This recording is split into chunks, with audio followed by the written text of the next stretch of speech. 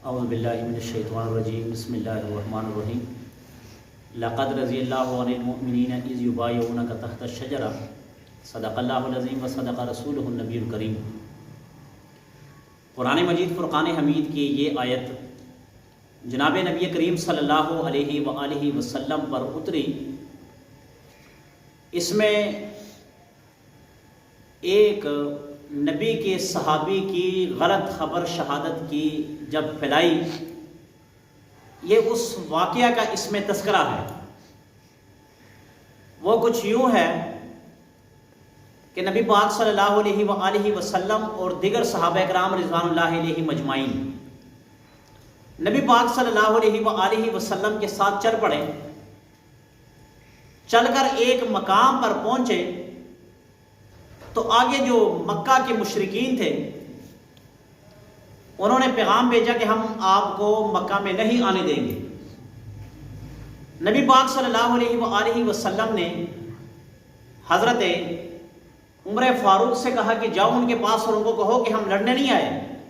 ہمارے پاس ہتھیار نہیں ہے، ہمارے پاس کوئی جنگی سامان، کوئی تلوار، کوئی ایسی چیز نہیں لڑنے کے لیے، بلکہ ہم نے تو احرام باندھے ہوئے ہیں، ہم تو اللہ کے گھر کا طواف کرنے یعنی کہ عمرہ کرنے جا رہے ہیں، نہ کہ ہم لڑنے جا رہے ہیں، جا کے ان کو بتا دو۔ حضرت عمر فاروق نے فرمایا یا رسول اللہ، میں بڑا غصے کا، آپ کو پتا میں بڑے غصے کا آدمی ہوں، اور اگر انہوں نے میرے ساتھ کوئی اونچ نیچ کی بات کی تو کام خراب ہو جائے گا۔ یا رسول اللہ آپ ایسا کیجئے، حضرت عثمان غنی رضی اللہ عنہ کو بھیج دیے، کیونکہ وہ بڑے سخی اور بڑے نرم دل آدمی ہیں، وہ برداشت کر لیں گے۔ اللہ کے نبی نے حضرت عثمان غنی کو بھیجا۔ حضرت عثمان غنی ان کے پاس یہ بیٹھے ہیں، اور بیٹھ کر جب آپس میں مذاکرات اور بات چیت ہوئی تو ان کو کہا کہ عثمان غنی آپ ہمارے رشتے میں، آپ ہمارے رشتہ دار ہو، آپ کے جو دادا پر دادا ہے وہ ہمارے رشتے میں، اور ہمارے جو دادا پر دادا اور آپ کے دادا پر دادا وہ آپس میں رشتہ دار تھے، تو لہٰذا اگر آپ نے عمرہ کرنا ہے، آپ نے آب زمزم کے پاس جانا ہے، آپ نے صفا مروہ کے پاس جانا ہے، آپ نے جو کرنا ہے کر لو، مگر تمہارے نبی کو اور جو دیگر ساتھ لوگ ہیں ان کو آنے کی کوئی اجازت نہیں ہے۔ ایک تاریخی جملہ حضرت عثمان غنی نے فرمایا کہ مجھے وہ عمرہ،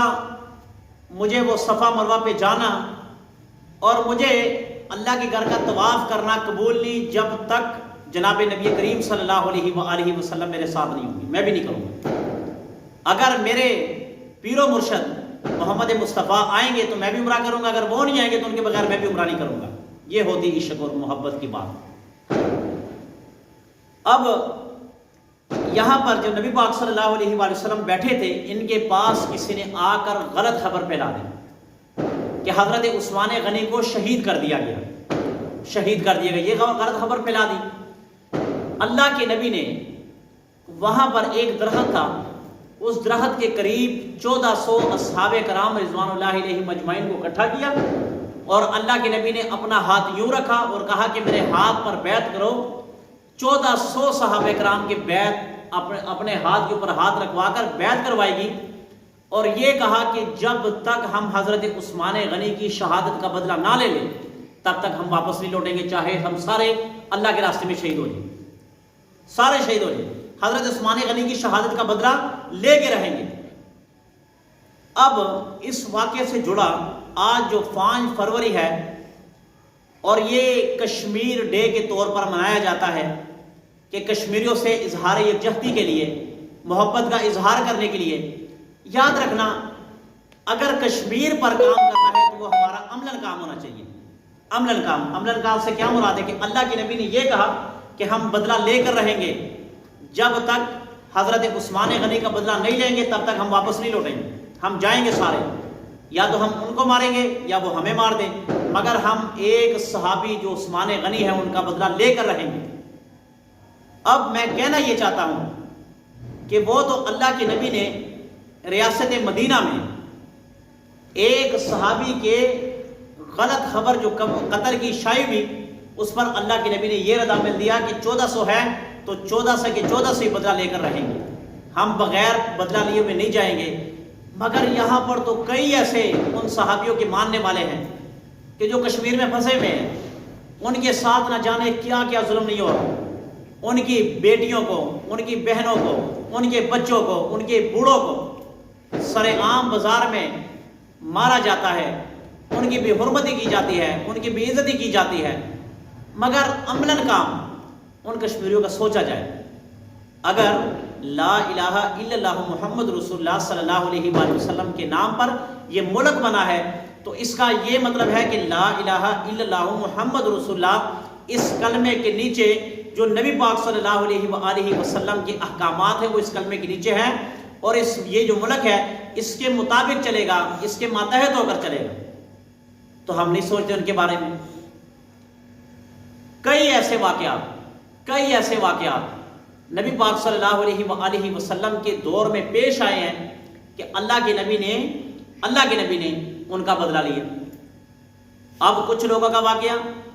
اللہ کے نبی کے پاس آئے کچھ لوگ، کہا یا رسول اللہ ہمارے پیٹ بڑھ گئے ہیں اور ہمیں بیماری لگ گئی ہے، تو پیٹ بھی بڑھتے جا رہے ہیں اور ہمیں بہانے بھی آ رہے ہیں، تو طرح طرح کی بیماری، ہمیں کوئی علاج بتائیے، ہم کیا کریں؟ اللہ کے نبی نے فرمایا جنگل میں جاؤ، وہاں پر اونٹ چر رہے ہیں، وہ اونٹ چر رہے ہیں، ان کا اونٹ چر رہے ہیں، اور اونٹنیاں بھی ہے، جو اونٹنیاں ہیں نا ان کا دودھ بھی پیو اور ان کا پیشاب بھی پیو، یہ حدیث پاک میں ہے۔ اللہ کے نبی نے فرمایا کہ جا کر ان کا دودھ بھی پیو اور ان کا پیشاب بھی پیو، تم ٹھیک ہو جاؤ۔ اب وہ لوگ گئے جنگل میں، وہ صدقے کے اونٹ چر رہے تھے، انہوں نے اونٹنیوں کو چویا، ان کا دودھ پیا اور ان کا پیشاب پیا، جیسے پیا ٹھیک ہو گئے سارے۔ اب جب وہ ٹھیک ہو گئے، ان کے دل میں بنا کیا آئی؟ ایک کھوٹ آئی کہ یار یہ اونٹ ہم بگا کر لے جاتے ہیں، یہ تو بڑے کام کے اونٹ ہیں، ہم نے ان کا دودھ بھی پیا پیشاب بھی پیا، ہم ٹھیک ہو جائیں گے، لہٰذا ہم اپنے علاقے میں لے جاتے ہیں، اگر کوئی اور ایسا ہوگا تو ہم ان سے پیسے لے کر ان کا علاج کریں گے۔ دل میں لالچ آ گئی۔ اب جو صحابی ان اونٹوں کو اور اونٹیوں کو چرانے والا تھا ان کو قتل کر کے اونٹیوں کو بگا کر لے گئے، صحابی کو قتل کیا۔ اب حدیث اٹھا کر دیکھیں، وَمَا أَرْسَلْنَاكَ إِلَّا رَحْمَةً لِلْعَالَمِينَ، قرآن مجید میں نبی کے بارے میں فرمایا کہ اے نبی آپ کو ہم نے تمام جہانوں کے لیے رحمت بنا کر بھیجا ہے،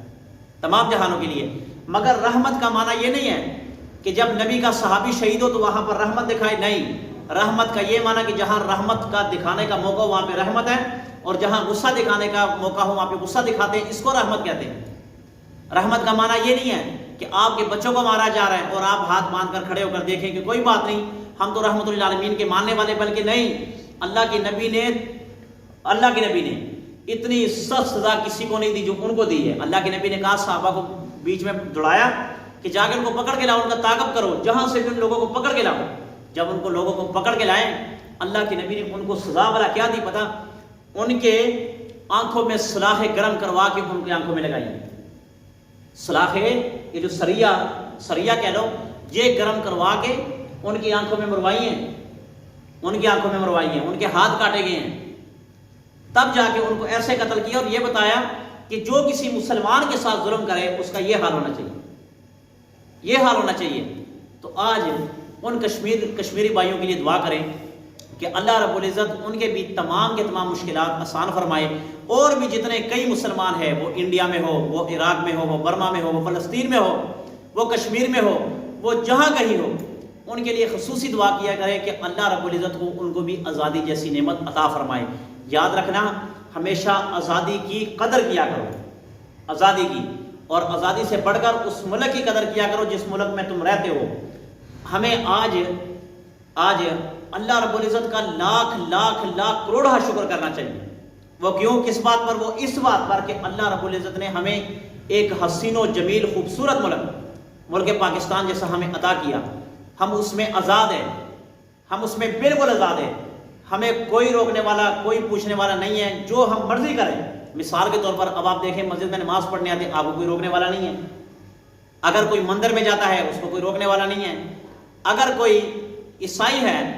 اور وہ ملک پاکستان میں رہتا ہے، اگر وہ اپنا گرجا گھر بناتا ہے، اپنی عبادت کرتا ہے، تب بھی اس کو کوئی کچھ نہیں کہتا۔ یہ ہوتے ہیں آزاد ملک کے فائدے۔ اور اگر غلامی ہے تو غلامی یہ ہے کہ اگر آپ نے کھانا کھانا ہے تو اپنے ان سے پوچھ کر کھانا ہے، اگر آپ نے پیشاب کرنے جانا ہے تب بھی پوچھ کر جانا ہے، یعنی کہ اپنی مرضی کا کوئی کام نہیں کر سکتے۔ تو جو لوگ آزاد ہیں، جو لوگ مسلمان آزاد ہیں، ان کو شکر کرنا چاہیے، اور جو غلام ہیں ان کے لیے دعا کرنی چاہیے کہ اللہ رب العزت ان کی بھی مدد فرمائے۔ بسم اللہ الحمدللہ رب العالمین والعاقبۃ للمتقین والصلاۃ والسلام علی سید الانبیاء والمرسلین۔ الہ العالمین جو کچھ کہا سن اس پر عمل کرنے کی توفیق عطا فرما۔ الہ العالمین خصوصاً بالخصوص اللہ کشمیر کے مسلمانوں کی مدد فرما۔ خصوصاً بالخصوص اللہ برما کے مسلمانوں کی مدد فرما۔ الہ العالمین یہ کشمیر پاکستان کا حصہ ہے اور پاکستانی کی شارک ہے یا اللہ، الہ العالمین اس کو زیادہ نصیب فرما، اس کو زیادہ نصیب فرما۔ مودی جیسے حکمران کو یا اللہ ہدایت عطا فرما۔